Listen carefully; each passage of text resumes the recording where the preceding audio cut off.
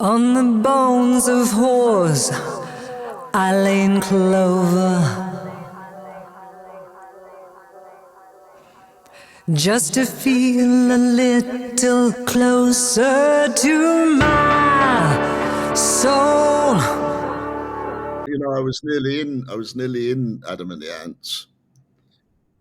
No, no, no, 'cause I met him. I met him one night at either the Palais or the Hammersmith Odeon. I can't remember where it was. Anyway, and we got talking, and he said, "Oh, you know, I've got this new band. I'm going to have like 2 drummers, and it's going to be Burundi." And he said, "I think you should come and do it, right?" And I was, you know, I got this thing going. It's okay, but thank you, you know. And so I avoided the makeup and the eyes. The whole thing with that was, I think, that we found Phil Thornley, you know, and yeah, he was younger than us. You know, he was like 21 or something when he made that record, which is like ridiculous, you know, 22, 23, you know. So yeah, I know, but it was like crazy. But here's the thing.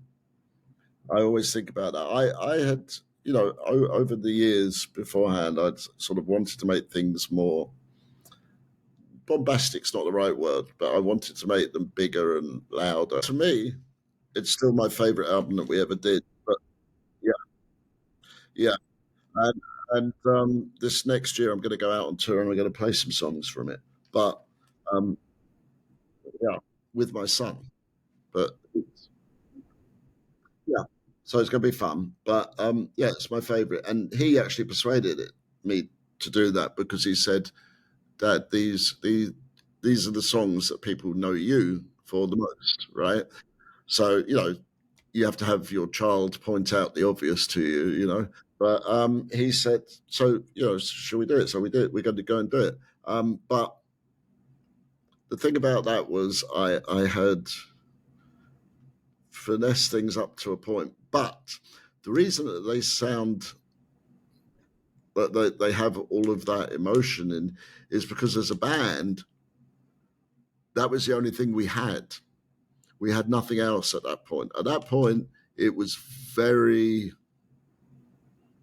insane in lots of ways. There was an insanity that was not, you know, the first few days. Like somebody told me a story the other day about they were a TV person and that they had some kind of uh, interview for Snoop Dogg back in the day, and they said yes. We waited for 3 days. It took him 3 days to turn up, right? And when he turned up, he was great. But we were there for 3 days, like everything set up, and then he turned up and he was great.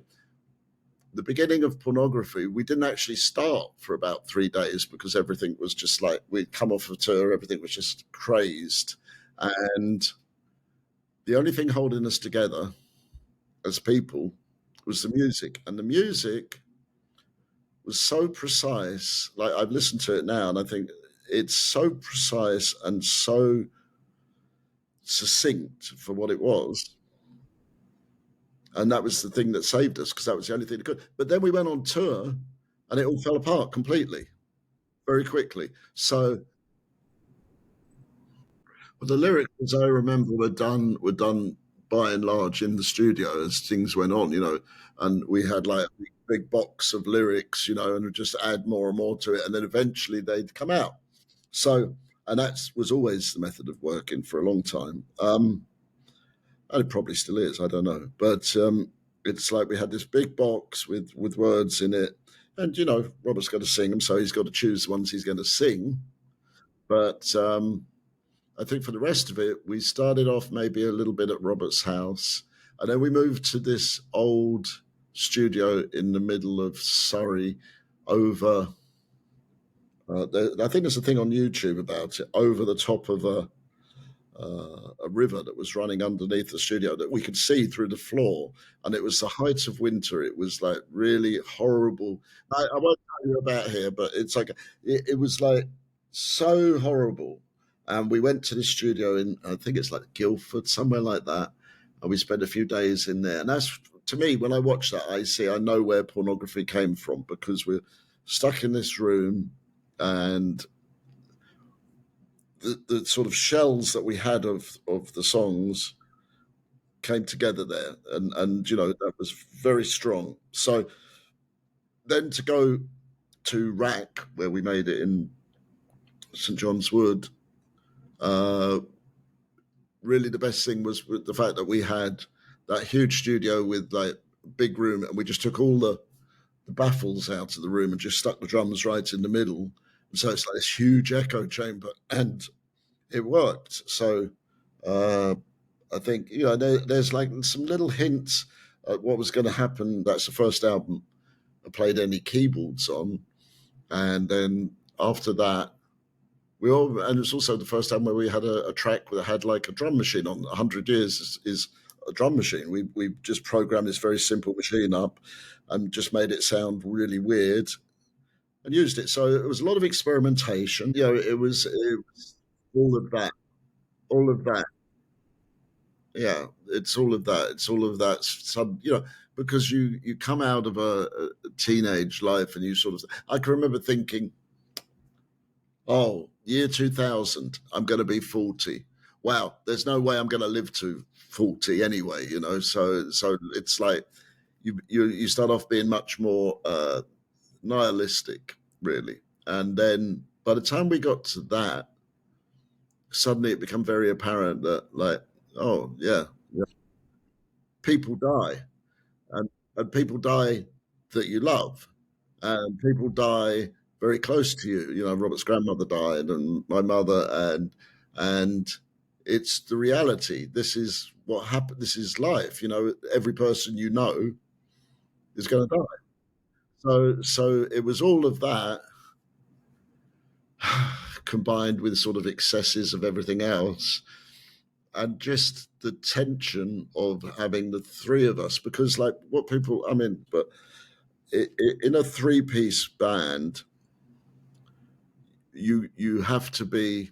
It's not that you have to be perfect. You have to be perfect at what you do, because if you make a mistake, everybody knows. It's not like if you got a 5 or 6 piece band and one of the guitarists drops a note or something, and that, yeah, you can cover it. Nobody's going to notice. But in a three-piece band, it's like you're naked, because yeah. But it's internal pressure. We put ourselves under a lot of pressure, and I really believe this. During the making of Pornography, the whole reason that we were able to do it was that was our salvation right there. Without making that, the band would have stopped before then, even, I think. So I've known him for over 60 years, right? Because I just turned 66. Yeah, yeah, yeah. Like, I'm now twice as old as my son. I know exactly where it comes from for Robert, and it's his father, because his father, who passed away a few years ago, was a lovely man. I always got on with him. He was great. And in my teenage years, because my father was less than stellar, I kind of like. Well, let's put it this way: up until a few years before he died, he always sent me a birthday card, because his birthday was the day after mine. He was always somebody that he was a good. He was the head of Upjohn's in England, right? So he was Upjohn's big pharmaceutical company, and even today, because we still have dealings, because this thing that we did is spread out over all of our lives. Yeah, even today, he's still very, you know, he's his own manager. I mean, there's nobody managing Robert, right? And but that's good.